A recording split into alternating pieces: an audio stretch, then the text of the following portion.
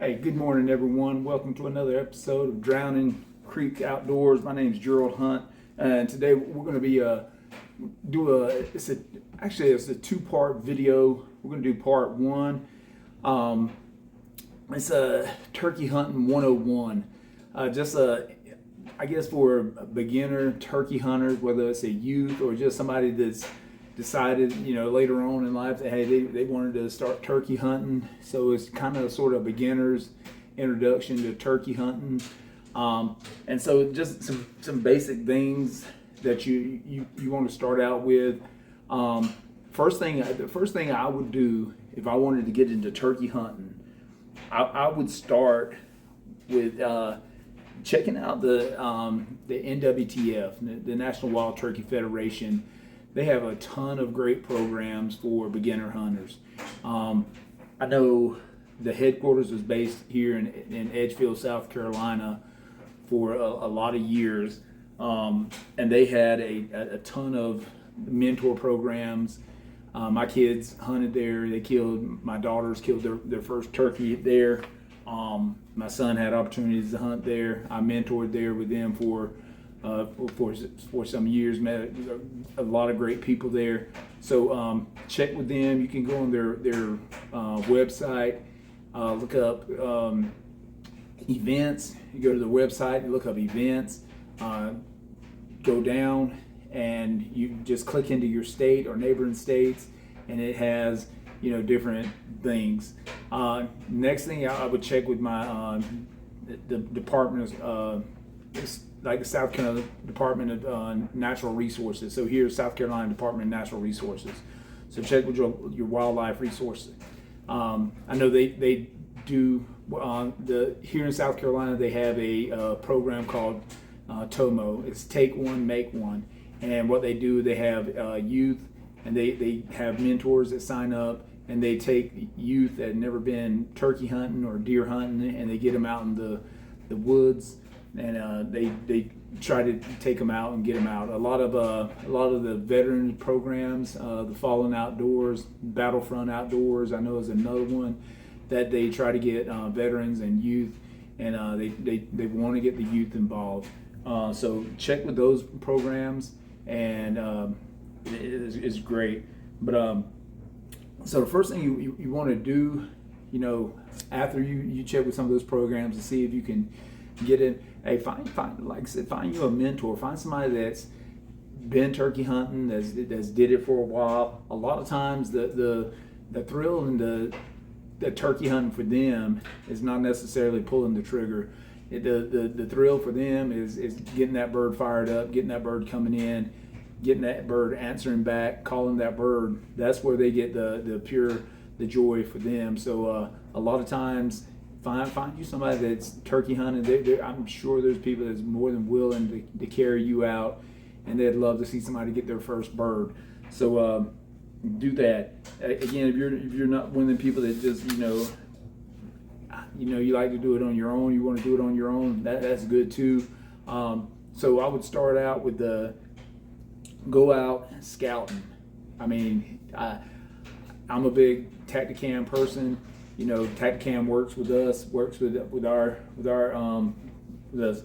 Drowning Creek Outdoors.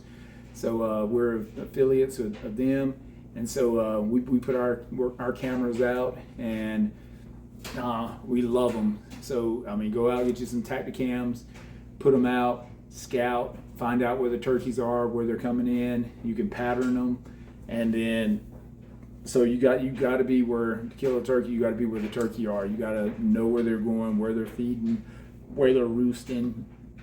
So go out. You got to be out in the woods. It's like anything else. You get out of it what you put into it. So scouting preseason is very important. Know your local game laws. I mean, you can bait turkeys. You cannot bait turkeys during season. You can bait turkeys preseason, but you got to know the game laws. You cannot, there cannot be a kernel of corn 30 days before those seasons open here in South Carolina. So I mean, that don't mean you can't have. People think, well, baiting. Well, there's not a pile of corn out there. If there's one kernel of corn, you're breaking the law. And I mean, that's a federal bird. you don't want to do it. So so there cannot be a kernel of corn 30 days before the opening of turkey season. So make sure you know your game laws. So make sure, like I said, you know those game laws in your area. Have those tags. They change every year. Last year, South Carolina changed again. Our season's opening later. It changed. It used to open different times in different parts and different seat. And but it is one now. It's just one season statewide. It's 2 birds in the season. To no longer kill jakes. Last year you could kill a jake in the state of South Carolina. Gobblers only this year, and we'll go into that and we'll talk the difference between a gobbler and a jake, distinguishing the difference between them. So preseason scouting is super important. So let's jump right into the identifying a bird. So the identity of a gobbler and a jake. So one of the big differences right off the bat is the tail feathers. If you got a bird that's out there strutting, a great big difference right off the bat is you can tell the tail feathers. And I got a couple of fans right here in front of me. We use them on our decoys. So the jake fan is beat up, and I got a video. I think my son has the video still in his camera that I'll post and I'll show you. But this thing's kind of beat up, but you can tell right here, and I got a picture I'll post also, but you can see how these tail feathers are just a little bit bigger on the inside right here versus how they're shorter on the outside. This is a younger bird, and you can tell it's beat up. We put it through the test that we use it on our decoys, but yeah, so you can tell how it's beat up, and but the overall appearance of it versus looking at a gobbler. Look at how all these feathers are the same size. That fan is fully the same size versus this uneven fan.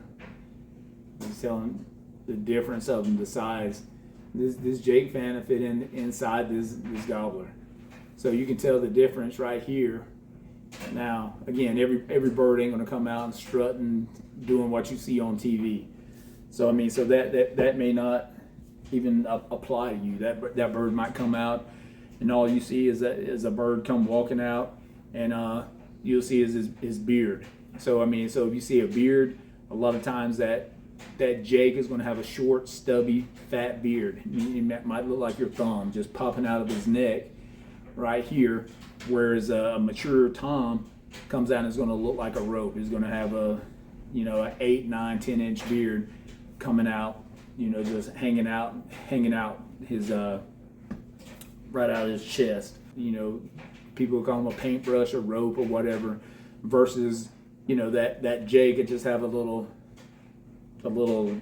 thumb looking fat little stub sticking out of his chest. So you'll be able to distinguish the difference between that. A gobbler's head will be, be big, be a big old light bulb shape. Jake's head's still going to be a nice size, but you'll be able to tell he's going to be a bigger bird. All right. Now, don't get thrown off just because it has a beard. You see a bird come out and say, "Hey, there's a 7, 8 inch beard." I saw on Drowning Creek Outdoors YouTube. Hey, this guy told me he has a beard. Bam, I shot him. You go over there. 10% of some of those birds, there are bearded hens. Okay, so state of South Carolina, you cannot kill a bearded hen. All right, you cannot do it. State of North Carolina, you can kill any bearded bird. So a bearded, it was that way. It may have changed. In North Carolina, at one time you could kill a bearded bird. So a bearded hen was a legal bird. So make sure you distinguish the difference. Now, that being said, the heads of a jake, a gobbler, and a hen, that is going to be that gobbler, that jake is going to be a white, blue, red, real bright colored versus that hen's going to be like a dull blue. It's going to be just in the world of birds, you know, ducks, you see a wood duck or a mallard, you know, even a regular yard bird, the cardinals, you know, that male bird is a completely different looking than the female bird. They're brighter, they're prettier. Same thing goes for those wild turkeys. I mean, it's just going to be the dark black feathers, whereas that hen's coming out, she's going to be like a brownish colored, like a dull brown. That bird is going to stand out, but that head of that hen is going to be smaller, and you're going to see that it's going to be like a dull blue color. So she may come out, she may have a beard. You know, I got a Royal Palm pet turkey outside, and she has a beard on her. All right, so be careful with that. The next thing, spurs. You're going to see on a gobbler, they might have a, you know, inch and a quarter, inch and a half spurs on them coming out big, long. And again, I have a little diagram, pictures of spurs on a mature gobbler, whereas like a jake might have little nubs, you know, and a hen's not going to have anything. It's just going to have just a little skinny old leg. So identity of those birds, you're going to have to be able to distinguish the difference with those birds. You know, you don't want to pull the trigger on, you know, on a hen, and then it's one of those oh dang moments, you know. So, you know, once you pull the trigger, you need to know what you're pulling the trigger on, and you know the identity of what you're going to harvest. So I'll post pictures of those, so you can get a visual of a tom gobbler or a jake, you know, a hen versus a jake, hen versus the gobbler, and then, you know, other pictures of those birds strutting versus, you know, one or the other. So identity of those birds, make sure you know the identity of those birds. Choosing the right call. All right, so now that you've done your preseason, you put your cameras out, you put those Tactacams out, you found where those birds are, you pattern those birds, and those birds are coming in every morning at 9 o'clock, or you've roosted some birds in the afternoon, and you've seen where they're roosting, and they're flying down every morning right at, you know, at sunlight, and they're coming down in the field and they're feeding, and you pattern those birds, and you know exactly where you're going to hunt, what you're going to do, how you're going to do it, and why you're going to do it. You've done all the preseason work. You checked, or you got with your Department of Natural Resources. They've hooked you up with a mentor. You're going on a hunt. You're fired up.